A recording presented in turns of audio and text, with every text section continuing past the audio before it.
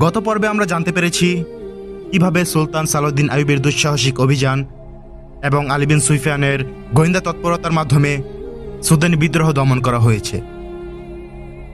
নুরুদ্দিন জাহাঙ্গীর পাঠানো সৈন্য, মিশরের ফৌজ এবং সুদানি বাহিনীর নতুন লোকদের নিয়ে সুলতান আইয়ুবী এক সুশৃঙ্খল এবং শক্তিশালী সেনাবাহিনী গড়ে তুললেন। আলী বিন সুফিয়ান তৈরি করলেন দুঃসাহসী কমান্ডো এবং গেরিলা বাহিনী। অন্যদিকে খ্রিস্টানরাও অপরূপা সুন্দরী তরুণী এবং গুপ্তচরদেরকে সমগ্র মুসলিম বিশ্বে ছড়িয়ে দিল। দুপক্ষেরই সকল প্রস্তুতি সম্পন্ন প্রায়। সুলতান এসব সুন্দরী তরুণীদের বিষাক্ত ছোবল কিভাবে মোকাবেলা করবেন, আর খ্রিস্টানরাই বা কিভাবে মোকাবেলা করবে সালাউদ্দিন আইয়ুবীর সুশৃঙ্খল বাহিনীর, উভয় পক্ষ তা দেখার জন্য উদ্গ্রীব হয়ে রইল। রোমের এক উপশহর জরুরি সম্মেলনে যোগ দিতে এসেছেন খ্রিস্টান নেতৃবৃন্দ।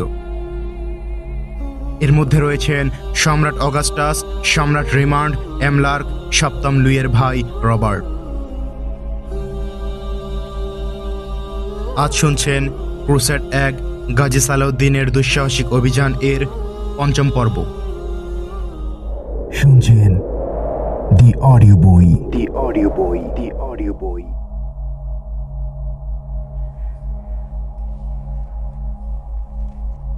যদি শত্রুরা ওদের পরিচয় জানতে পারে তবে ওদের মৃত্যু অনিবার্য। হ্যাঁ, প্রচুর টাকার বিনিময়ে আমরা ওদের নিয়েছি, ট্রেনিং দিয়েছি, বিভিন্ন ভাষা শিখিয়েছি। এমন অভিজ্ঞ মেয়েগুলোকে হাতছাড়া করা ঠিক হবে না।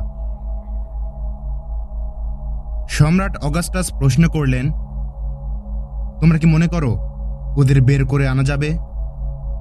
জি, শুধু কজন সাহসী লোক প্রয়োজন। হয়তো 2-1 দিনের মধ্যে ওরা ওদেরকে কায়রো নিয়ে যাবে।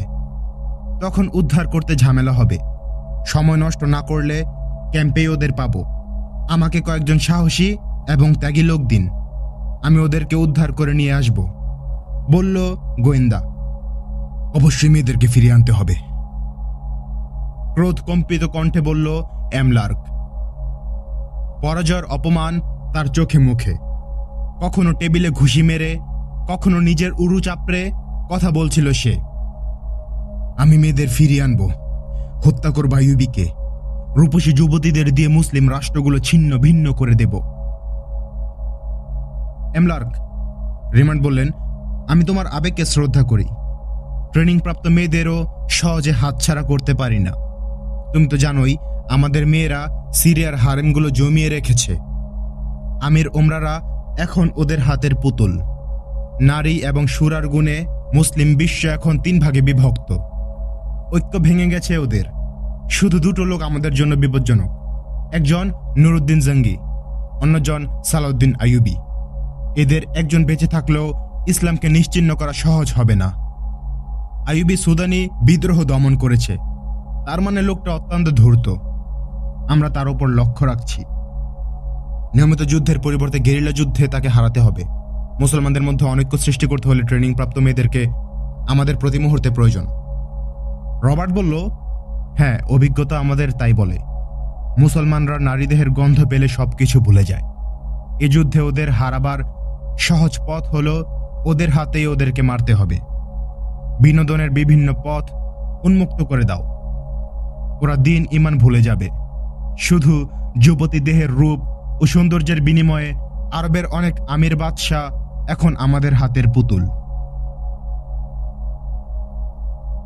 মুসলমানদের দুর্বলতাগুলো নিয়ে এদের মধ্যে অনেকক্ষণ কথা হলো। সিদ্ধান্ত হলো মেয়েদের মুক্ত করা হবে। দুঃসাহসী কজন কমান্ডো পাঠানো হবে এ অভিযানে। একটু পর 5 জন কমান্ডারকে ডেকে আনা হলো। ওরা এলে বিস্তারিত পরিকল্পনা বুঝিয়ে দেয়া হলো ওদের। একজন বলল, আমরা আগে থেকেই দুঃসাহসী কমান্ডো ফোর্স তৈরি করে রেখেছি, কিন্তু এদের বিশ্বস্ত হতে হবে। অগাস্টাস বললেন, ওরা কাজ করবে আমাদের দৃষ্টির আড়ালে, কিছু না করেও এসে বলবে অনেক কিছু করেছি। শুনে আশ্চর্য হবে, ওদের অনেককে আমরা কারাগার থেকে সংগ্রহ করেছি। ওরা ছিল চোর, ডাকাত এবং খুনি। কেউ কেউ যাবজ্জীবন সাজাপ্রাপ্ত কয়েদি। স্বতঃস্ফূর্তভাবে ওরা আমাদের বাহিনীতে যোগ দিয়েছে। মেয়েদের উদ্ধার করার জন্য আমি এমন 3 জন লোক দিতে পারবো কুখ্যাত খুনি হিসেবে যাদের ফাঁসি হওয়ার কথা ছিল। সকাল পর্যন্ত 20 জনের এক বাহিনী তৈরি করা হলো। তাদের একজন ম্যাগনামা মারিউস, সে ছিল রোমের জেলে। ডাক্তার রূপে এক গোয়েন্দা বাহিনীর প্রধান করা হলো তাকে। এদের প্রথম কাজ মেয়েদের মুক্ত করা। রবিন এবং তার সঙ্গীদের মুক্ত করতে না পারলে ঝুঁকি নেওয়ার দরকার নেই।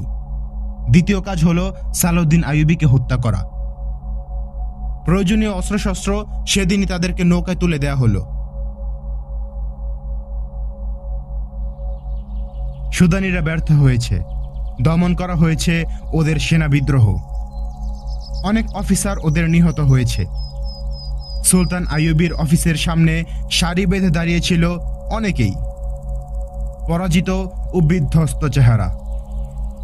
অস্ত্র সমর্পণ করে ওরা আনুগত্য মেনে নিয়েছে সালাউদ্দিন আইয়ুবীর। আইয়ুবী নিজের কমান্ডারদের বিভিন্ন নির্দেশ দিচ্ছিলেন, সাথে গোয়েন্দা প্রধান। এই বিজয়ে তার ভূমিকা অসামান্য। বলতে গেলে গোয়েন্দা যুদ্ধে ওদের পরাজিত করা হয়েছে। হঠাৎ আলীর দিকে তাকালেন সুলতান, বললেন, আলী, ব্যস্ততার কারণে 7টি মেয়ে এবং তার সঙ্গীদের নিয়ে কিছু ভাবতে পারিনি। ওরা এখনো সাগর পাড়ের ছাউনিতে। যত শীঘ্রই সম্ভব ওদের এখানে নিয়ে এসো। এখনই লোক পাঠিয়ে ওদের আনাবার ব্যবস্থা করছি। সুলতান, সম্ভবত 7ম মেয়েটার কথা আপনি ভুলে গেছেন। ও এসেছিল সুদানি কমান্ডার বালিয়ানের কাছে। বালিয়ান বন্দী হয়নি, নিহত ও আহতদের মধ্যেও নেই। মেয়েটা সম্ভবত বালিয়ানের সাথে পালিয়ে গেছে। আমার মনে হয় তুমি ঠিকই বলেছ। শোনো, এখানে এখন তুমি না হলেও চলবে। বালিয়ান হয়তো রোম উপসাগরের দিকেই পালিয়েছে। খ্রিস্টান ছাড়া কে আর ওদের আশ্রয় দেবে? যেখানেই পাও ওকে এনে জেলে পুরে দাও। আর গোয়েন্দাদের একটা দল সাগরের ওপারে পাঠানোর ব্যবস্থা করো। নিজের দেশে গোয়েন্দাদের ছড়িয়ে দেওয়া বেশি জরুরি। নুরুদ্দিন জাঙ্গির পাঠানো সেনা কমান্ডার বলল, খ্রিস্টানদের চাইতে মুসলমান আমিররা আমাদের জন্য বেশি ক্ষতিকর। গোয়েন্দাদেরকে ওদের হারেমে ঢুকিয়ে দিতে পারলে অনেক ষড়যন্ত্রের প্রকাশ হয়ে পড়বে। সুলতান জঙ্গি সবসময় উৎকণ্ঠার মধ্যে থাকেন। বাইরের হামলা ঠেকাবেন না ঘরের শত্রু প্রতিরোধ করবেন? কথাগুলো মন দিয়ে শুনলেন সুলতান আইয়ুবী। বললেন, যাদের হাতে অস্ত্র আছে তারা যদি বিশ্বস্ত এবং দৃঢ় ঈমানের অধিকারী হয়, তবে ভেতরের ষড়যন্ত্র এবং বাইরের আক্রমণ আমাদের কিছুই করতে পারবে না। একটা কথা মনে রেখো, মুসলিম বিশ্বের কোনো সীমানা নেই। যখনই ইসলামকে সীমার সংকীর্ণতা আবদ্ধ করা হয়েছে, তখনই বিপর্যয় এসেছে। দৃষ্টিকে প্রসারিত করে তোমার দৃষ্টি নিয়ে যাও রোম উপসাগরের ওপারে। দেখবে বিশাল জলরাশিও তোমার পথ রুখতে পারবে না। ঘরের যে আগুনকে ভয় পাচ্ছ তা 1 ফুতে নিভে যাবে। সেখানে জ্বলবে দিন এবং ঈমানের আলো। আমরা বেঈমানদের মোকাবেলা করার কথা বলছি সুলতান, আমরা নিরাশ হইনি, বলল কমান্ডার। বন্ধুরা, তোমরা 2টো শব্দ থেকে দূরে থেকো, নৈরাশ্য এবং মানসিক বিলাস। মানুষ প্রথমে নিরাশ হয়, এরপর মানসিক বিলাসতার মধ্যে দায়িত্ব থেকে পালিয়ে বেড়ায়। আলী বিন সুফিয়ান বেরিয়ে গেলেন। একজন দ্রুতগামী ঘোড়সওয়ার পাঠিয়ে দিলেন সাগর পাড়ের ছাউনিতে। তাকে বললেন, রবিন এবং মেয়েগুলোকে ঘোড়া বা উঠে করে সেনা প্রহরায় রাজধানীতে নিয়ে এসো। ওদের পাঠিয়ে দিয়ে 2 জন সেপাই সাথে নিয়ে তিনি নিজে বেরোলেন বালিয়ানের খোঁজে। হেডকোয়ার্টারের বাইরে দাঁড়ানো সুদানি কমান্ডাররা বালিয়ান সম্পর্কে কিছু তথ্য দিল। ওরা বলল, বালিয়ানকে যুদ্ধের ময়দানে দেখা যায়নি, উপসাগরের ছাউনিতেও যায়নি সে। আলী পৌঁছলেন তার বাড়িতে। 2 জন বৃদ্ধা চাকরানী ছাড়া কেউ নেই। ওরা বলল, এখানে 5 জন যুবতী মেয়ে ছিল। কারো রূপ একটু ম্লান হলেই তাকে সরিয়ে দিত বালিয়ান। নিয়ে আসতো তরতাজা উচ্ছল যুবতী। বিদ্রোহের আগে একটা ফিরিঙ্গি মেয়ে এসেছিল, ভীষণ সুন্দরী এবং সতর্ক। আমাদের মালিক ছিল তার হাতের পুতুল। বিদ্রোহের পর সুদানিরা যেদিন আত্মসমর্পণ করল, সে রাতে তিনি 7 জন ঘোড়সওয়ার সহ মেয়েটাকে নিয়ে বেরিয়ে যান। উনি চলে যাবার পর হারেমের অন্যান্য মেয়েরা হাতের কাছে যে যা পেয়েছে তাই নিয়ে ভেগেছে।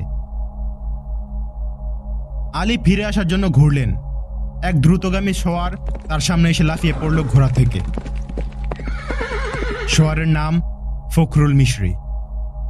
হাঁফাতে হাঁফাতে সে বলল, আমি আপনাকে খুঁজতে খুঁজতে এখানে এসেছি।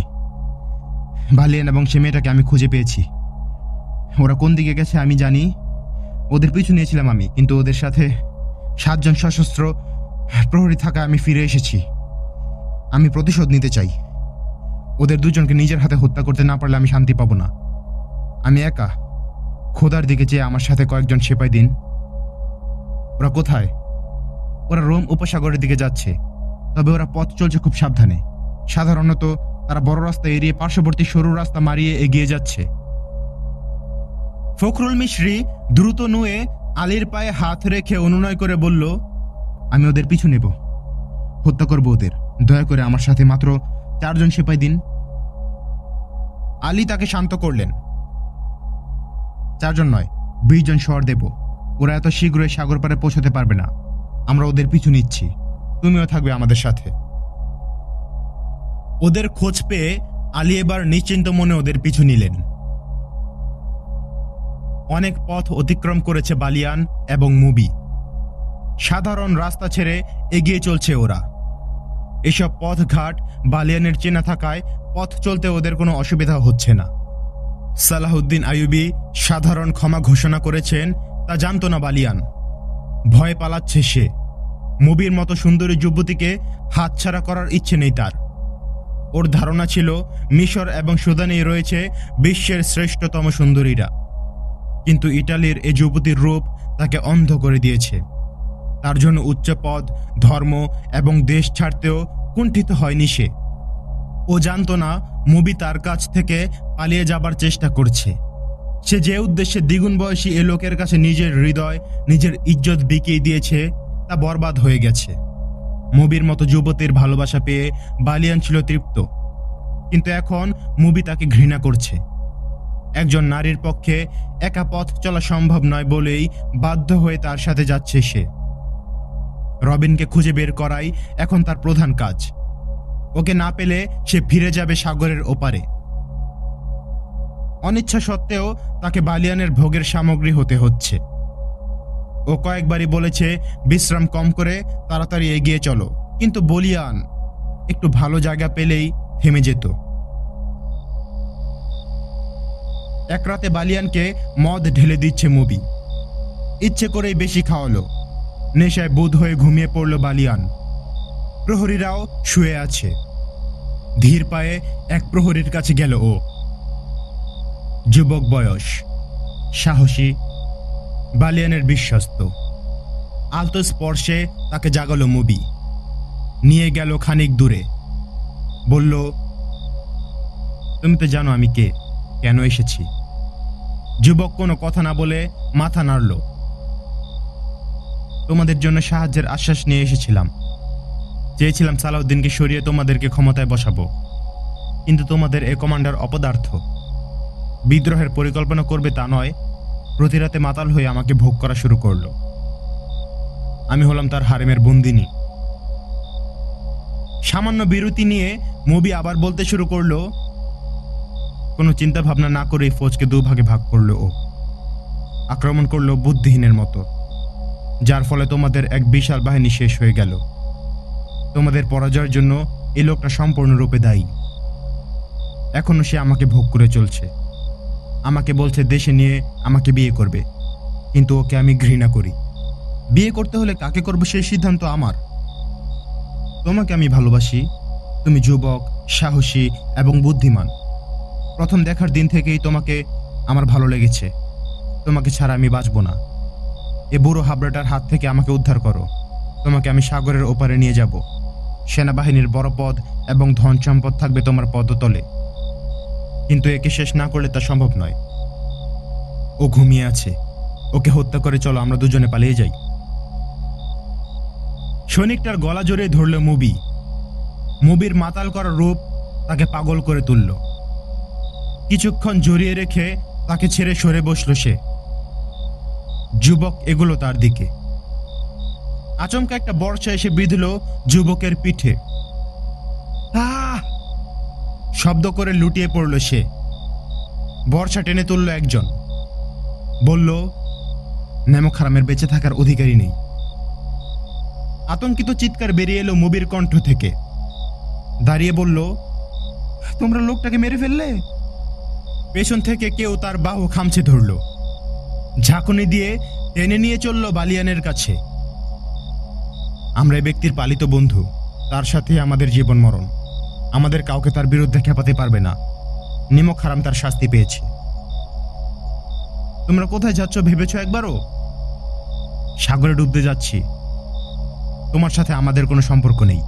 বালিয়ান যেখানে যাবে আমরাও সেখানে যাব। বালিয়ান তখনও মাতাল হয়ে পড়ে আছে। ওরা দুজন শুয়ে পড়ল আবার। পরদিন বালিয়ানকে সব ঘটনা খুলে বলা হলো। মুবি বলল, লোকটা আমাকে অস্ত্রের ভয় দেখিয়ে নিয়ে গিয়েছিল। রক্ষীদের ধন্যবাদ জানালো বালিয়ান। আবার পথ চলতে শুরু করলো ওরা। মুবি আবারও দ্রুত চলার জন্য তাগাদা দিতে লাগলো। বলল, যত শীঘ্র সম্ভব এগিয়ে যাওয়া উচিত। বালিয়ান চলল তার নিজস্ব গতিতে। মুবির রূপ যৌবন তাকে বিবেক শূন্য করে দিয়েছিল ঠিকই, কিন্তু পরিস্থিতি সম্পর্কেও সে ছিল সজাগ। চারদিক দেখে শুনে সাবধানে এগিয়ে যাওয়ার সিদ্ধান্ত ছিল তার। মুবি বুঝেছে বালিয়ানের হাত থেকে মুক্ত হওয়া এ মুহূর্তে সম্ভব নয়। প্রয়োজনে এরা বন্ধুকে হত্যা করতেও কুণ্ঠিত হয় না। বিদ্রোহ পরবর্তী পরিস্থিতি সামাল দেওয়ার জন্য সুলতান আইয়ুবী আলী বিন সুফিয়ানকে নিজের কাছে রাখা জরুরি মনে করলেন। এই খবর পেয়ে আলী বিন সুফিয়ান ওদের পিছু নেওয়া বাদ দিয়ে ছুটে এলেন আইয়ুবীর কাছে। এসেই তিনি এমন ব্যস্ত হয়ে পড়লেন যে ওদের পিছু নেওয়ার আর সুযোগ করে উঠতে পারলেন না। রবিন ও মেয়েদেরকে 15 জন সেন্ট্রির পাহারায় কায়রো পাঠিয়ে দেয়া হয়েছে। বন্দিরা চলছে উটের পিঠে, প্রহরীরা ঘোড়সওয়ার। স্বাভাবিক গতিতে এগিয়ে চলেছে ওরা, মাঝে মাঝে বিশ্রাম নিচ্ছে। নির্ভয়ে চলছে কাফেলা। কোনো দিক থেকে শত্রুর আক্রমণের ভয় নেই। কয়েদিরা নিরস্ত্র, সাথে 6টা মেয়ে। ওরা পালিয়ে যাবে সে আশঙ্কাও নেই। কিন্তু প্রহরীরা জানে না এরা প্রশিক্ষণপ্রাপ্ত গোয়েন্দা। মেয়েরাও অবলা নয়, ওদেরও সামরিক প্রশিক্ষণ রয়েছে। ওদের রূপ যৌবন, মাদকতাময় দেহ এবং যে কাউকে প্রেমের ফাঁদে জড়ানোর মতো অস্ত্র রয়েছে। এখানের কমান্ডার মিশরি। একটা মেয়ে তার দিকে বারবার তাকাচ্ছে, চোখে চোখ পড়লেই হাসছে মিষ্টি করে, হৃদয় গলানো হাসি। কমান্ডারের মনে তোলপাড় শুরু হলো। বিশ্রামের সময় খাবার দেয়া হলো। মেয়েটা খাবার ছিল না। কমান্ডারকে জানানো হলো এ কথা। কমান্ডার মেয়েটাকে ডেকে না খাওয়ার কারণ জানতে চাইল। মেয়েটা কিছুই বলল না, কেবল মায়াময় চোখে তার দিকে তাকিয়ে রইল। কমান্ডার বললেন, কি ব্যাপার, তুমি খাচ্ছ না কেন? মেয়েটা কাঁদতে কাঁদতে বলল, আমার খালি মায়ের কথা মনে পড়ছে। মায়ের কথা শুনে কমান্ডারের মনটা কেমন নরম হয়ে গেল। অনেক বুঝিয়ে শুনিয়ে খেতে পাঠালো তাকে। যাবার সময় মেয়েটা বলল, কেবল আপনাকে খুশি করার জন্যই আমি এখন খাবো, নইলে খাওয়ার প্রতি আমার কোনো রুচি নেই। কিন্তু না খেলে যে তুমি অসুস্থ হয়ে পড়বে। তির্যক কটাক্ষ হেনে মেয়েটা বলল, আমি অসুস্থ হলে আপনার কি? আমি কি আপনার বলেই লজ্জায় আরক্তিম হয়ে ওখান থেকে সরে পড়ল। মেয়েটার এই কটাক্ষ গেঁথে রইল ওর মনে। নিশুতি রাত, সবাই ঘুমিয়ে আছে। আলগোছে উঠল কমান্ডার। মেয়েটার কাছে গিয়ে আলতো করে টোকা দিল তার গায়ে। চোখ মেলে ওকে দেখেই হাসল মেয়েটা। ওরা সরে এলো নিরিবিলি জায়গায়। মেয়েটা বলল, আমি এক অসহায় তরুণী, ভাগ্য খারাপ বলে আজ এই করুণ পরিণতি। খ্রিস্টান সৈন্যরা আমাকে অপহরণ করে নিয়ে তুলেছে জাহাজে। অন্য মেয়েদের সাথে জাহাজে পরিচয় হয় আমার। তাদেরকেও অপহরণ করা হয়েছে। হঠাৎ জাহাজে আগুন লাগলো। আমাদের তুলে দেয়া হলো একটা নৌকায়। নৌকা তীরে ভিড়ল। গোয়েন্দা ভেবে আমাদেরকে বন্দি করলো সালাউদ্দিন আইয়ুবীর সৈন্যরা। কমান্ডার জানতো না সুলতানকেও এ গল্পকাহিনী শুনিয়েছে ওরা। কমান্ডারকে শুধু বলা হয়েছে এরা অত্যন্ত বিপজ্জনক বন্দী। কায়রোর গোয়েন্দা সংস্থার কাছে ওদের হস্তান্তর করতে হবে। কমান্ডার তাকে তার অপারগতার কথা জানিয়ে বলল, এ ব্যাপারে আমি তোমাদের কোনো সাহায্য করতে পারছি না। মেয়েটা মাত্র একটা তীর ছুঁড়েছে, এখনো অনেক তীর বাকি। বলল, আমি তোমার কাছে কোনো সাহায্য চাই না। তুমি সাহায্য করতে চাইলেও আমি বাধা দেব। জানি না তোমাকে কেন এত ভালো লাগে। আমার জন্য তুমি কোনো বিপদে পড়বে তা আমি হতে দেব না। আমার সমবেথী কেউ নেই, মেয়েরা আমার আপন কেউ নয়, পুরুষদের চিনি না। মনে হলো তোমার মনটা বড় ভালো, এজন্য তোমার কাছে আমার দুঃখের কথা বলে মনটা হালকা করছি। যুবতী কমান্ডারের আরো কাছে সরে এলো। কাজ হলো এতে। যুবতীর কাঁধে হাত রেখে সহানুভূতির সুরে বলল কমান্ডার, তোমাদের জন্য আমার কষ্ট হয়, কিন্তু এই অবস্থায় তোমার জন্য আমি কী বা করতে পারি।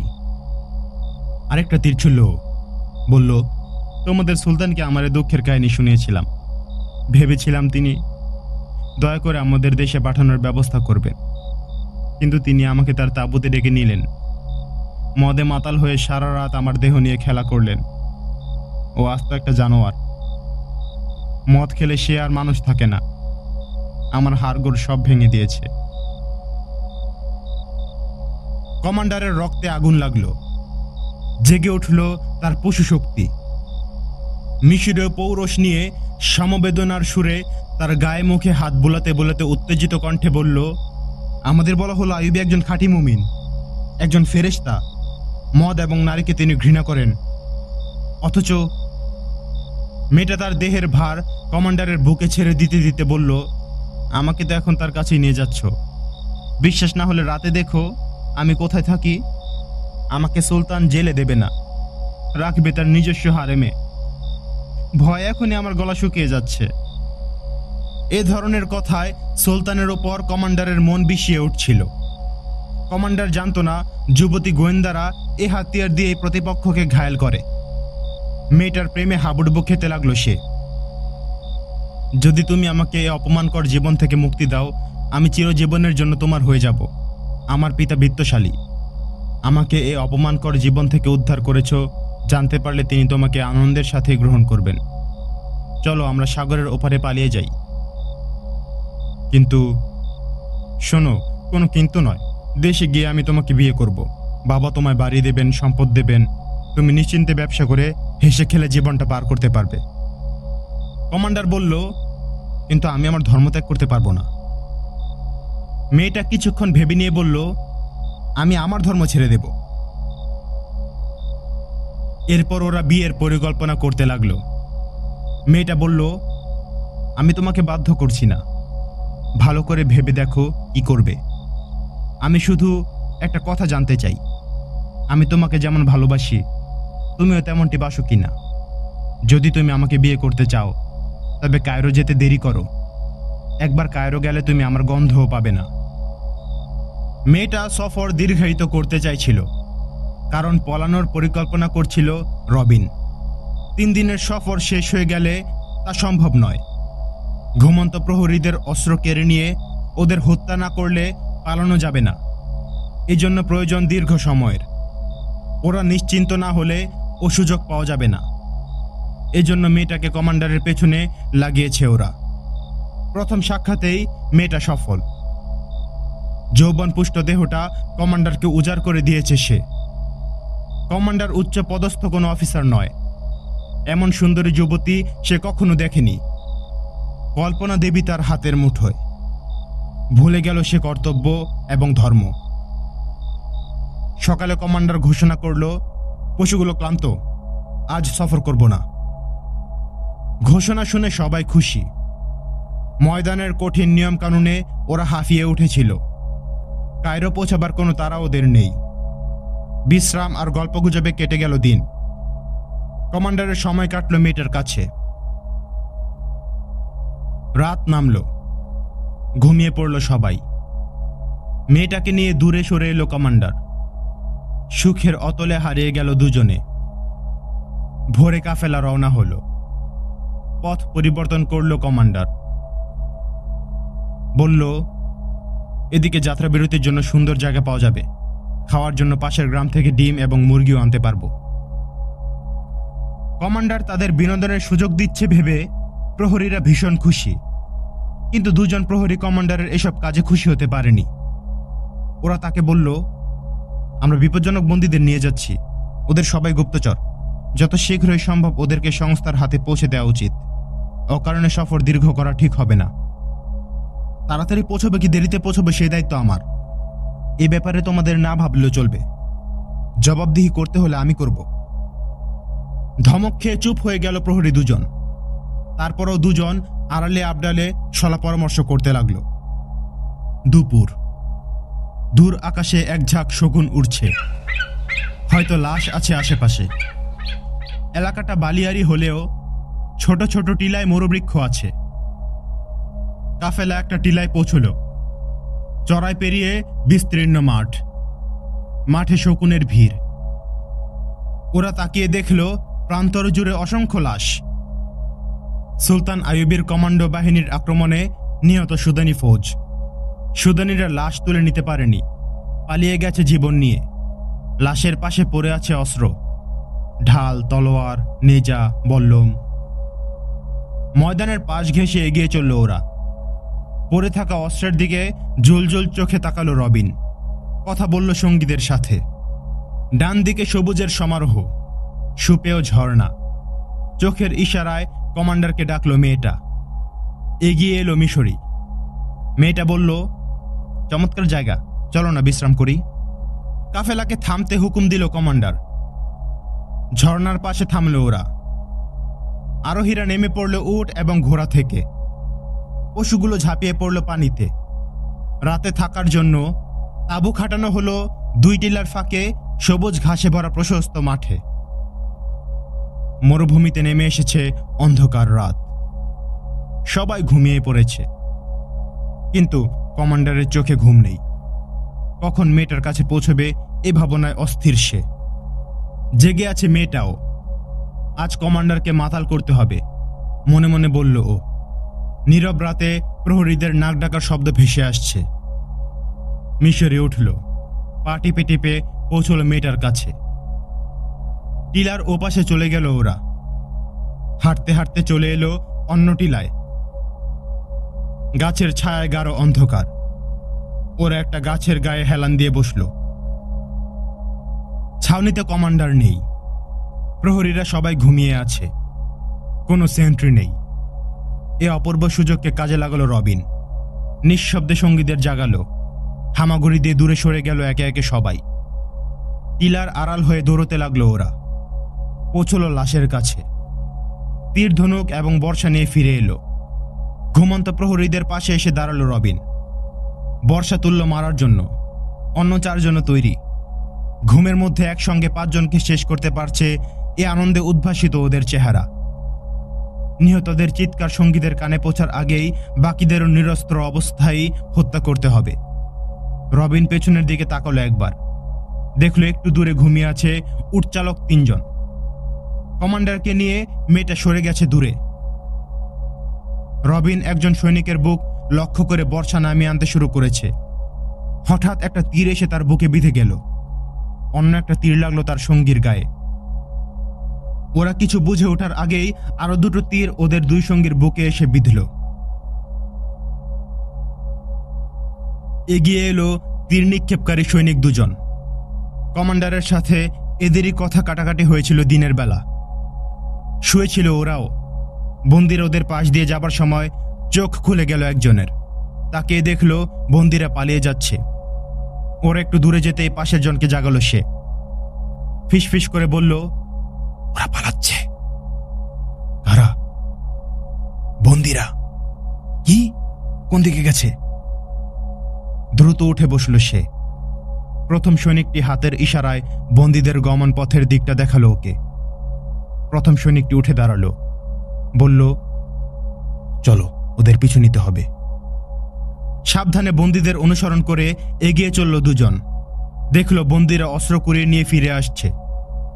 টিলার আড়ালে লুকিয়ে পড়ল 2 জন। বন্দীরা ঘুমন্ত প্রহরীদের হত্যা করতে উদ্যত হতেই এরা তীর ছুড়ল। ওরা পড়ে যেতেই কমান্ডারকে ডাকতে ডাকতে ছুটে আসলো সৈনিক 2 জন।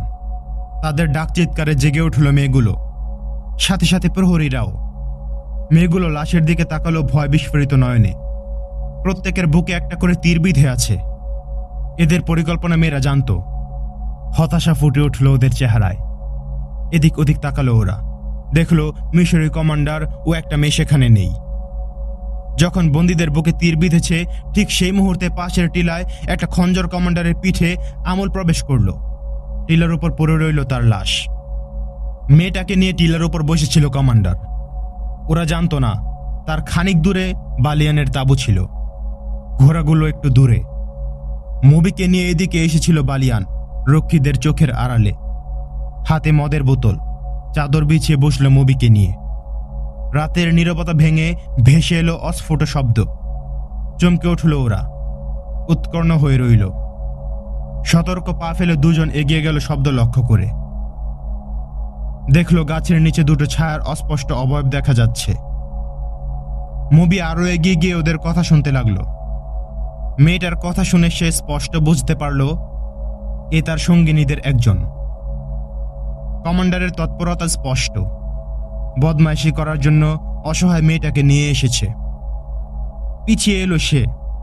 বালিয়ানকে বলল, লোকটা মিশরি, আমার সঙ্গিনী একটা মেয়েকে ভোগ করার জন্য নিয়ে এসেছে, একে রক্ষা করো।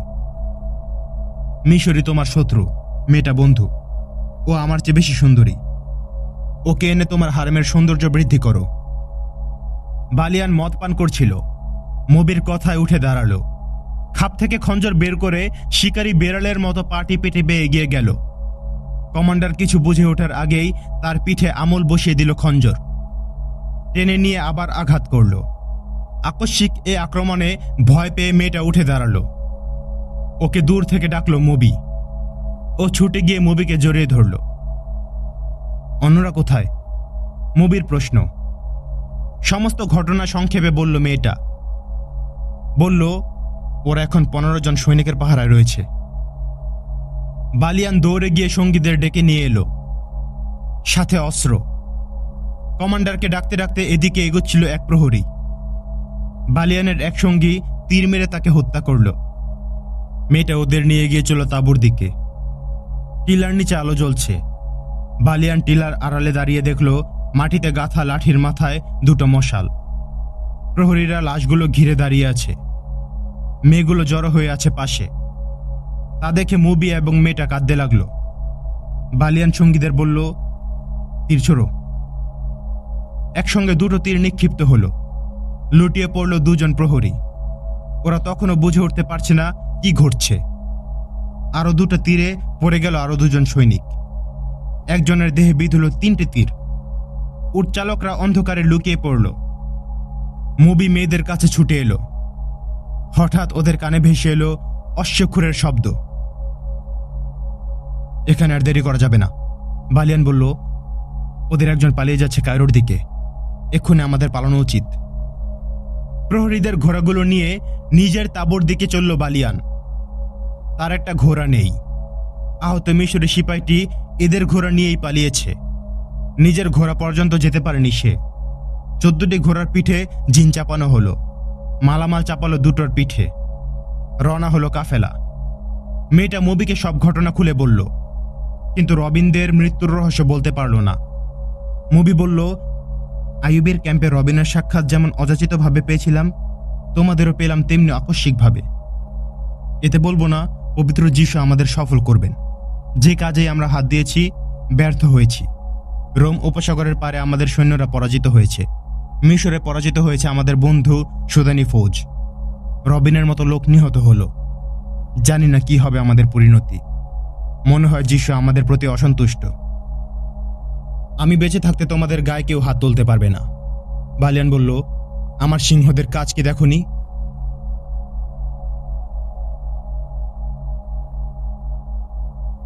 রোম উপসাগরের তীরে এসে লাগলো একটি নৌকা। নেমে এলো 3 জন লোক। পায়ে পায়ে এগিয়ে চলল মুসলিম সেনা ক্যাম্পের দিকে। কথা বলছে ইটালীয় ভাষায়। ক্যাম্পে পৌঁছলো ওরা।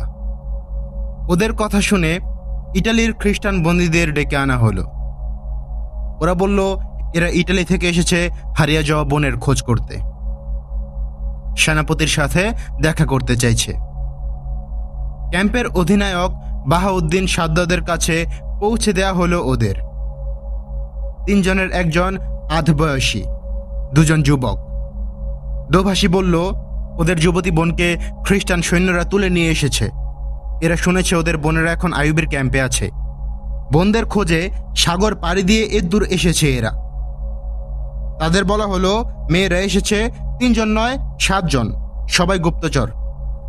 3 জনই বলল আমরা গরিব, গুপ্তচরের সাথে আমাদের বোনদের কোনো সম্পর্ক নেই। 7 জনকে আমরা জানি না, আমাদের বোনদের খোঁজে আমরা এসেছি। সাদ্দাত বললেন যে 7 জন আমাদের কাছে এসেছে তার মধ্যে পালিয়ে গেছে একজন, বাকি 6 জনকে আজই কায়রো পাঠিয়ে দিয়েছি। তোমরা বরং ওখানে যাও, আমাদের সুলতান ভালো মানুষ। বিশ্বাস করুন, আমাদের বোনেরা গোয়েন্দা নয়। আপনারা যাদের পেয়েছেন তারা গোয়েন্দা হলে ওরা আমাদের বোন নয়। আমাদের হতভাগী বোনেরা তাহলে হয়তো সাগরে ডুবে মরেছে, না হয় খ্রিস্টানদের কাছেই আছে। সাদ্দাদের মনটা ছিল নরম। 3 জন গ্রাম্য লোকের দুঃখে তিনিও ব্যথিত হলেন। খাতির যত্ন করে বিদায় করলেন ওদের। চলে গেল ওরা। কোথায় গেল কেউ জানল না। হাঁটতে হাঁটতে ওরা নিরাপদ এলাকায় পৌঁছল। এক পাহাড়ের কোলে 18 জন কমান্ডো ওদের জন্য অপেক্ষা করছিল। 3 জনের মধ্যে বয়সী লোকটি ম্যাগনামা মারিউস এসেছে মেয়েদের মুক্ত করতে এবং সুলতান আইয়ুবীকে হত্যা করতে। সাগর থেকে পাহাড়ের ভেতর দিকে চলে গেছে এক সংকীর্ণ চ্যানেল। পাড়ে নেমে ওখানে নৌকা লুকিয়ে রেখেছিল ওরা। ওরা কায়রো যাবে, কিন্তু কোনো বাহন নেই। ক্যাম্পের ঘোড়া চুরি করাও সহজ নয়। সূর্য ওঠার এখনো অনেক দেরি। ওরা হাঁটা ধরল। পথে কোনো সওয়ারি পাওয়া যায় কিনা দেখতে হবে। বন্দীদের পথেই ধরতে হবে, তা না হলে কায়রো গিয়ে ওদের মুক্ত করা কঠিন হবে। মৃত্যু হাতে নিয়েই ওরা অভিযানে এসেছে। সফল হলে পুরস্কার পাবে, তা দিয়ে জীবনভর বসে বসে খেতে পারবে। 30 বছর মেয়াদের জেল খাটছিল ম্যাগনামা মারিউস, ডাকাতির আসামি। আরও একটা কেস ছিল খুনের। ওটার রায় বেরোলে তার ফাঁসি হয়ে যেত। তার সাথের 2 জনের শাস্তি ছিল 24 বছরের। কারাগারের নির্যাতনের হাত থেকে বাঁচার জন্য ওরা মৃত্যু কামনা করত। এদের শাস্তি মওকুফ করে এ অভিযানে পাঠানো হয়েছে। এক পাদ্রির হাতে শপথ করেছে ওরা। পাদ্রি বলেছেন, যত মুসলমান হত্যা করবে ঈশ্বর তার 10 গুণ পাপ মোচন করবেন। সালাউদ্দিনকে হত্যা করলে ক্ষমা করা হবে সারা জীবনের পাপ। পরকালে পবিত্র যিশুর সাথে একসঙ্গে স্বর্গে থাকবে। জেল থেকে মুক্তি আর স্বর্গপ্রাপ্তি ও পুরস্কারের লোভে ওরা এসেছে এ দলে। ওদের ভেতর ছিল মুসলমানদের বিরুদ্ধে প্রচণ্ড ঘৃণা। জীবন বাজি রেখে এগিয়ে যাচ্ছিল ওরা। হয়তো আইয়ুবীকে হত্যা করবে, নয়তো জীবন বিলিয়ে দেবে। বাকি 18 জন পরাজিত বাহিনীর সেনা সদস্য। ওদের হৃদয় জ্বলছিল প্রতিশোধের আগুন। প্রজ্বলিত আবেগ নিয়ে ওরা এগিয়ে যাচ্ছিল কায়রোর দিকে। দ্বীপ্রহর। সুলতান আইয়ুবীর হেডকোয়ার্টারের সামনে এসে থামল এক ঘোড়সওয়ার। ঘোড়ার গা ঘামে জবজবে। ক্লান্তিতে আরোহীর মুখে কথা সারছে না। নেমে পড়ল আরোহী। কেঁপে উঠল ঘোড়ার শরীর। মাটিতে পড়ে গেল ঘোড়াটা। টানা 1.5 দিন এক নাগারে দৌড়িয়েছে। এর মধ্যে পেটে দানা পানি পড়েনি, বিশ্রামও জুটেনি কপালে। সুলতান আইয়ুবীর রক্ষীরা শোয়ারকে ঘিরে ধরল, পানি পান করালো। কথা বলার উপযুক্ত হতেই বলল, কোন সালার অথবা কমান্ডারের সাথে দেখা করব। সালাউদ্দিন আইয়ুবী নিজে বেরিয়ে এলেন। আগন্তুক দাঁড়িয়ে সালাম করে বলল, আমি একটা দুঃসংবাদ নিয়ে এসেছি। সুলতান তাকে ভেতরে নিয়ে বললেন, এবার বলো। বন্দি মেয়েরা পালিয়ে গেছে। আমাদেরও সবাই নিহত। আমি আহত, তবে কোনো রকমে আমি বেঁচে গেছি। ওদের পুরুষ বন্দীদের আমরা হত্যা করেছি। আক্রমণকারীকে জানি না। আমরা ছিলাম মশালের আলোয়। আক্রমণকারী অন্ধকার থেকে তীর ছুঁড়েছে। সুলতান একজন কমান্ডার এবং গোয়েন্দা অফিসারকে ডেকে আনালেন। বললেন, ও কি বলছে শোনো। সিপাহীটি ঘটনা শোনালো। বলল বন্দি মেয়ের সাথে কমান্ডারের সম্পর্কের কথা। আইয়ুবী বললেন, তার মানে মিশরেও তাদের কমান্ডো বাহিনী রয়েছে। হতে পারে। আলী বললেন, আবার মরু ডাকাত হওয়ার সম্ভাবনাও রয়েছে। এমন সুন্দরী যুবতী তো ওদের জন্য মহামূল্যবান। ওর কথা মন দিয়ে শোনোনি তুমি। বন্দিরা লাশের অস্ত্র তুলে এনে আক্রমণ করেছিল ঘুমন্ত প্রহরীদের। আমাদের যে 2 জন প্রহরী এটা দেখেছেন, তারা তীর মেরে ওদের হত্যা করার পরপরই আক্রান্ত হয়েছে আমাদের প্রহরীরা। এতে মনে হয় কমান্ডো বাহিনী ওদের অনুসরণ করছিল। মোহাম্মদ সুলতান, এই মুহূর্তে ওদের ধাওয়া করার জন্য 20টি ঘোড়া এবং এই সৈনিককে প্রয়োজন। আক্রমণ কে করেছে পরে দেখা যাবে, বলল এক কমান্ডার। আমার একজন সহকারীকে সাথে পাঠাবো। আলী বললেন, একে খাবার দাও, খাওয়ার পর বিশ্রাম করবে, প্রয়োজনে 20-এর অধিক ঘোড়া নিতে পারো। আগন্তুক বলল, আমি যেখান থেকে ঘোড়া নিয়েছি ওখানে ঘোড়াটা বাঁধা ছিল, কিন্তু কোনো লোক ছিল না। সম্ভবত ওরাই আক্রমণকারী। ওখানে আমি 8টি ঘোড়া দেখেছি, নিশ্চয়ই ওরা 8 জন ছিল। কমান্ডো বাহিনীতে বেশি লোক থাকে না, ইনশাল্লাহ আমরা ওদের গ্রেফতার করতে পারবো, কমান্ডার বলল। মনে রেখো, ওরা কমান্ডো বাহিনী। সুলতান বললেন, মেয়েগুলো গোয়েন্দা, ওদের একজন সৈন্য অথবা একটা মেয়েকে ধরতে পারলে মনে করবে 200 শত্রু সৈন্য পাকড়াও করেছ। এক নারী কারো তেমন ক্ষতি করতে পারে না, কিন্তু এক গুপ্তচর মেয়ে একটা দেশ এবং জাতি ধ্বংস করে দিতে পারে। ওরা অত্যন্ত বিপজ্জনক। একবার মিশরে ঢুকে গেলে গোটা সেনাবাহিনী অকর্মণ্য হয়ে পড়বে। সুলতান আরো বললেন, একজন পুরুষ বা মেয়ে গোয়েন্দাকে ধরার জন্য আমি 100 সিপাহী কোরবানি দিতে প্রস্তুত। কমান্ডোরা ধরা না পড়লে কিছু যায় আসে না, কিন্তু যে কোনো মূল্যেই হোক মেয়েগুলোকে গ্রেপ্তার করতে হবে। জীবিত ধরতে না পারলে তীর মেরে শেষ করে দিও। 1 ঘন্টা পর 20 জন দুঃসাহসী সৈনিক রওনা হলো। পথ দেখাচ্ছিল পালিয়ে আসা প্রহরী। কমান্ডার আলী বিন সুফিয়ানের সহকারী জাহিদিন। 20 জনের একজন ছিল ফখরুল মিশরি। আলী জানত না ওরা মুবি এবং বালিয়ানকেই ধাওয়া করতে যাচ্ছে। কাফেলার 21তম ব্যক্তি কমান্ডার যাচ্ছেন মেয়েদের পাকড়াও করতে। ওদিকে খ্রিস্টান কাফেলার 21তম ব্যক্তিও কমান্ডার। তার উদ্দেশ্য মেয়েদেরকে মুক্ত করা। এরা যাচ্ছিল পায়ে হেঁটে। যাদের উদ্দেশ্যে যাচ্ছে তাদের কারো জানা ছিল না দু দলের কে কোথায় আছে। এখনো সূর্য ডুবেনি। অনেক দূর এগিয়ে এসেছে খ্রিস্টান কাফেলা। সামনে চড়াই, উপরে উঠল ওরা। দূরে প্রশস্ত মাঠ, মাঠ পেরিয়ে মরুদ্যান, খেজুর গাছ ছাড়াও বিভিন্ন বৃক্ষে ঘেরা। অনেকগুলো উট দেখা যাচ্ছে। ওদের পিঠ থেকে মাল নামানো হচ্ছে। ঘোড়া রয়েছে 12-14টি। পরস্পরের দিকে তাকালো ওরা, যেন বিশ্বাস হচ্ছিল না। এখন ওদের ঘোড়ার ভীষণ প্রয়োজন। কমান্ডার কাফেলা থামালো, বলল, আমরা ক্রুশে হাত রেখে সত্যিকার শপথ নিয়েছিলাম।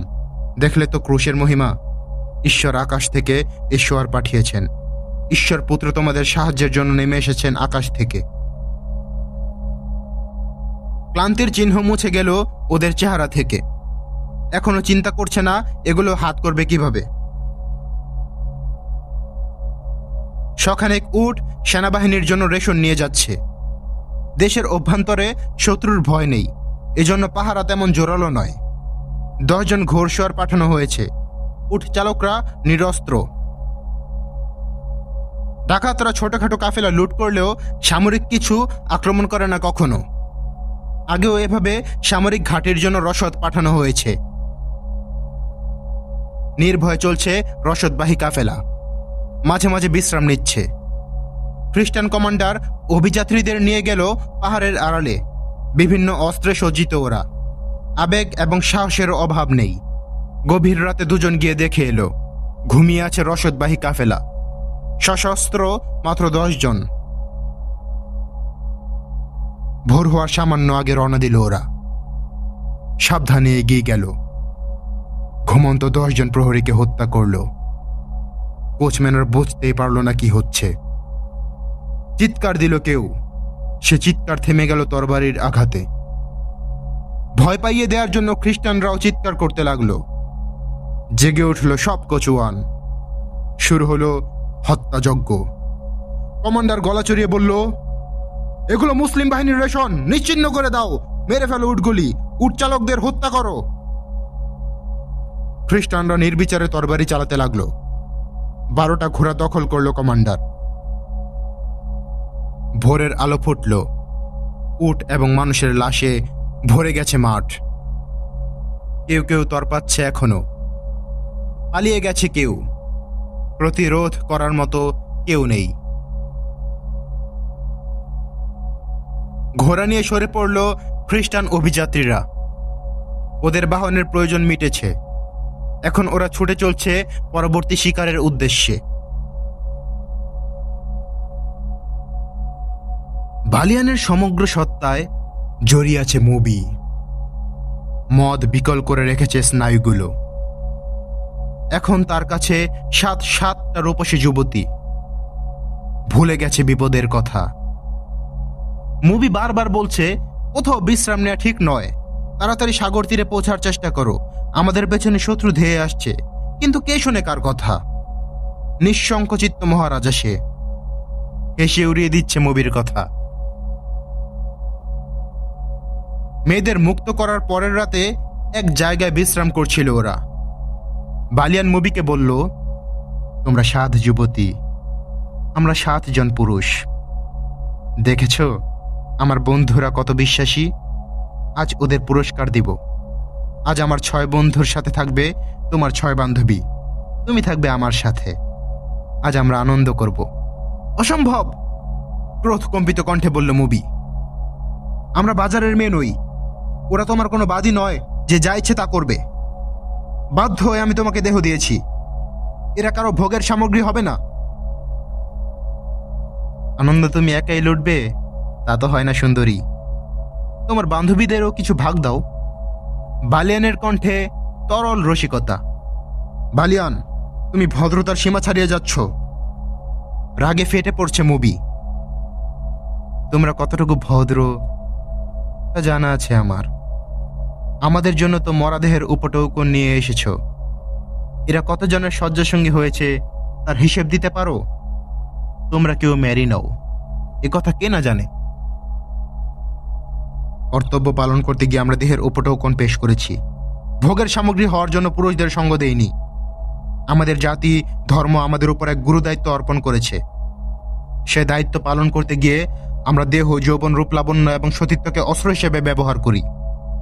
আমরা দেহ দিয়েছি আমাদের উপর অর্পিত কর্তব্য ও দায়িত্বের অংশ হিসেবে, ভোগের জন্য নয়। এখন তুমি যা বলছো তা ভোগবিলাস ছাড়া কিছুই নয়। যেদিন আমরা ভোগবিলাসে জড়িয়ে পড়ব সেদিন থেকে শুরু হবে খ্রিস্টানদের পতন, ক্রুশ নিশ্চিহ্ন হয়ে যাবে। মুবি, আমার বন্ধুরা জীবন পণ করে ক্রুশের জন্য লড়ছে, ওদের উজ্জীবিত করা তোমাদের দায়িত্ব।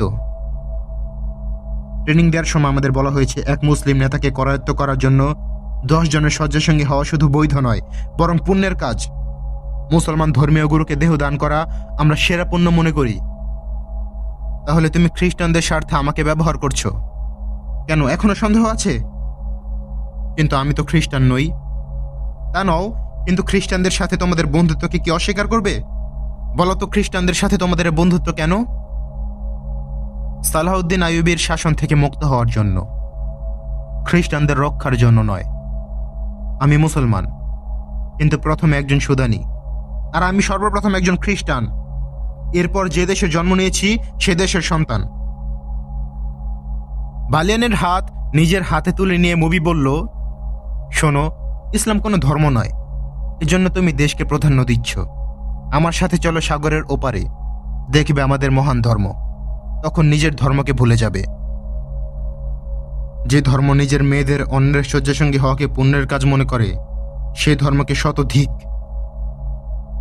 আচম্বিত জেগে উঠল বালিয়ানের ইমানি চেতনা। তুমি নিজের সতীত্ব হারাওনি, আমার ইজ্জত লুণ্ঠন করেছ। আমি নই, তুমি আমায় ভোগ করেছ। এক মুসলমানের ইমান ক্রয় করার জন্য সতীত্ব এমন বড় কিছু নয়। আমি তোমার ইজ্জত লুণ্ঠন করিনি, তোমার ইমান কিনে নিয়েছি। তোমাকে এ অবস্থায় পথে ছেড়ে যাব না, নিয়ে যাব ঝলমলে আলোর কাছে। তোমার ভবিষ্যৎ এবং পরকাল হীরার মতো উজ্জ্বল হয়ে উঠবে। আমি তোমার সে আলোর কাছে যাব না? দেখো বালিয়ান, পুরুষ যোদ্ধা ওরা প্রতিশ্রুতি ভঙ্গ করে না। তুমি আমার পণ্য গ্রহণ করেছ, আমি তোমার ইমান সুরার পাত্রে ডুবিয়ে দিয়েছি। তোমার ইমান ক্রয়ের জন্য আমি দিয়েছি চড়া মূল্য। তোমার বাদী হয়ে রক্ষিতা হয়ে থেকেছি আমি। হয় আমার সতীত্ব ফিরিয়ে দাও, নয় তোমার ইমান দাও। তুমি এ ক্রয় বিক্রয় থেকে মুখ ফেরাতে পারো না, প্রতারণা করতে পারো না এক দুর্বল মেয়ের সাথে। যে আলো সাগরের ওপারে দেখাতে চাইছ তা এখানেই দেখিয়েছ। আমি দেখতে পাচ্ছি হীরকের মতো জ্বলজ্বল করছে আমার ভবিষ্যৎ। মুবি কিছু বলতে যাচ্ছিল, গর্জে উঠল বালিয়ান, খামোশ বদমাস মেয়ে। সালাউদ্দিন আইয়ুবী আমার দুশ্মন হতে পারে, কিন্তু আমি রাসূলের দুশ্মন নই। যে নবীর জন্য আমি সমগ্র মিশর এবং সুদান বিলিয়ে দিতে পারি, সে পবিত্র নামের স্বার্থে আমি আইয়ুবের কাছেও অস্ত্র সমর্পণ করতে প্রস্তুত। কতবার বলেছি মদ কম খাও, অত্যাধিক মদ পান, রাত জাগা এবং প্রতিদিন আমার সাথে এইসব করে তোমার মাথাটাই বিগড়ে গেছে। আমি যে তোমার স্ত্রী তাও ভুলে গেছো? আমি এক বেশ্যার স্বামী নই। মদের বোতল ছুঁড়ে ফেলে দিয়ে উঠে দাঁড়ালো বালিয়ান। বন্ধুদের ডাকতেই ওরা ছুটে এলো। এমের এখন তোমাদের বন্দি, ওদের কায়রো ফিরিয়ে নিয়ে চলো। কায়রো? একজনের হতচকিত প্রশ্ন। আপনি কায়রো ফিরে যেতে চাইছেন? হ্যাঁ, কায়রো। হতবাক হচ্ছ কেন? এ মরুভূমিতে আর কতকাল ঘুরে মরবো? যাও, জলদি ঘোড়া তৈরি করো, আর প্রতিটি ঘোড়ার পিঠে একটি করে মেয়ে বেঁধে দাও। বালিয়ানের তাঁবু থেকে আধ মাইল দূরে থাকতেই থেমে গেল খ্রিস্টান কমান্ডার। বিশ্রাম নেয়ার চমৎকার এলাকা।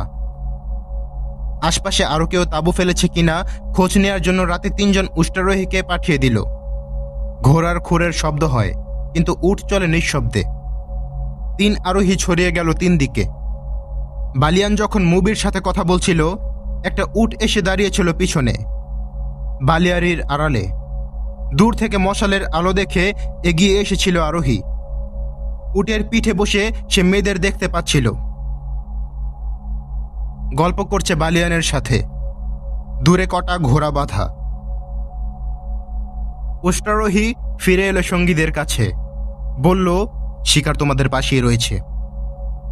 সময় নষ্ট করল না কমান্ডার, হেঁটে রওনা হলো। ওরা যখন পৌঁছল, বালিয়ান তখন মেয়েদের বেঁধে ফেলার নির্দেশ দিচ্ছে। সঙ্গীরা অবাক দৃষ্টিতে তাকিয়েছিল তার দিকে। নেতার কি মাথা খারাপ হয়ে গেছে? তর্ক জুড়ে দিল ওরা। সময় নষ্ট হতে লাগলো। বালিয়ান অনেক কষ্টে বোঝালো যে কায়রো গেলেই ওদের ভালো হবে। বিস্ফারিত চোখে বালিয়ানের দিকে তাকাচ্ছিল মেয়েরা। ঘোড়ার পিঠে ঝিনচড়ি ওরা মেয়েদের ধরে ফেলল। আচমকা আক্রমণ হলো। সুলতান আইয়ুবের ফৌজ ভেবে বালিয়ান চিৎকার দিয়ে বলল, আমরা অস্ত্র সমর্পণ করব, মেয়েদের কায়রো নিয়ে যাব। একটা খঞ্জর এসে বুকে বিঁধল তার। নিস্তব্ধ হয়ে গেল বালিয়ান চিরদিনের জন্য। তার সঙ্গীরা এত লোকের মোকাবেলা করতে পারল না। নিহত হলো সবাই, মুক্ত হলো মেয়েরা। কমান্ডারকে চিনতে পেরে খুশিতে উদ্বেলিত হয়ে উঠল মুবি। রাতে কাফেলার চারপাশে দাঁড় করানো হলো সশস্ত্র সেন্ট্রি। সুলতান আইয়ুবের পাঠানো সোয়াররা এখান থেকে অনেক দূরে। রাতেও পথ চলছিল ওরা। সময় নষ্ট করতে চাইল না কেউ। সাথে পথ প্রদর্শক। পথ ভুলেনি সে। কাফেলাকে সে আক্রমণের স্থানে নিয়ে গেল। মশাল জেলে দেখালো শ্রীগাল শকুনের আধ খাওয়া রবিন এবং অন্যদের লাশ। শহরীদের দেখে শেয়াল পালিয়ে গেল। রক্ষীদের লাশ একত্রিত করে দ্রুত দাফন সারল কমান্ডার। এরপর ঘোড়ার পায়ের চিহ্ন ধরে এগিয়ে চলল। রাতে ট্র্যাক পেতে কষ্ট হচ্ছিল। বাধ্য হয়ে ছাউনি ফেলা হলো ওখানে। খ্রিস্টানদের সবাই জেগে আছে। ওরা আনন্দিত। ভোরেই বেলাভূমির পথ ধরার সিদ্ধান্ত নিল খ্রিস্টান কমান্ডার। ম্যাগনামা মারিয়াস বলল, এখনো উদ্দেশ্য সফল হয়নি, সালাউদ্দিন বেঁচে আছে। কমান্ডার বলল, মেয়েদের অনুসরণ করে কায়রো পৌঁছাতে পারলে তা সম্ভব হতো। কায়রো অনেক দূর, এজন্য এই পরিকল্পনা বাতিল। মৃত্যু ছাড়া এই পরিকল্পনা কেউ বাতিল করতে পারবে না। ম্যাগনামার ঝাঁঝালো কণ্ঠ। আমরা ক্রুশ ছুঁয়ে তাকে হত্যা করার জন্য শপথ করেছি। কেউ না গেলে আমি একা যাব। শুধু একটা মেয়ে এবং একজন সঙ্গী প্রয়োজন। কি করতে হবে সেই সিদ্ধান্ত আমি দেব। কমান্ডার বলল, তোমাদের কর্তব্য হলো আমার নির্দেশ পালন করা। আমি কারো হুকুম পালন করতে বাধ্য নই। আমরা সবাই ঈশ্বরের আজ্ঞাবহ। কমান্ডার তাকে ধমকাতে লাগলো। ম্যাগনামা মারিয়াস তরবারি কোষমুক্ত করে কমান্ডারের মাথার উপর তুলতেই অন্যরা মাঝখানে এসে দাঁড়ালো। আমি পাপী, অভিশপ্ত, পাপ এবং অবিচারের মাঝে ধুকে ধুকে মরছিলাম। তোমরা কি জানো আমার 30 বছরের শাস্তি কেন হয়েছিল?